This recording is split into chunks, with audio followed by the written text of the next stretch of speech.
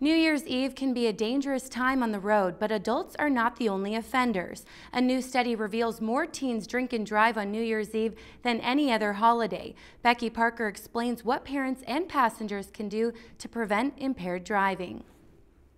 Prom night, graduation, and homecoming are times parents may worry about teen drinking, but none of those are the biggest time that teens drive impaired. A study by Liberty Mutual and Students Against Destructive Decisions shows teens are most likely to drink and drive on New Year's Eve. When we talk about New Year's Eve, what we all start thinking about is adults going out and enjoying it and so forth and welcoming in the next year. But what we fail to think about is the underage drinking that goes on as well. To combat this problem, parents should set clear rules when their teens head out to New Year's celebrations. Communication from both sides is the key to understanding. They also have to understand that what is going to be tolerated and what isn't going to be tolerated and know the boundaries.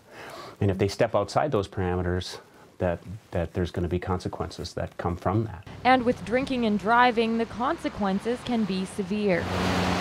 Tomorrow, law enforcement agencies across the state will have extra patrols out to help discourage impaired driving, teenage or otherwise. There's other options than getting behind the wheel, and we really want people to understand that it's not the thing to do, and we're going to be out in full force. There is some good news in the teen driving study. It suggests passengers can help.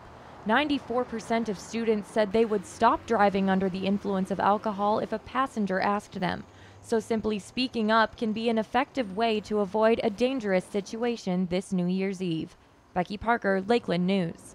And overall, alcohol-related deaths on New Year's are down in Minnesota. Only 2 of 13 New Year's traffic deaths since 2006 were alcohol-related, but nearly 30,000 drivers were arrested for DWI last year alone. That means 1 in 7 Minnesota drivers has a DWI on record.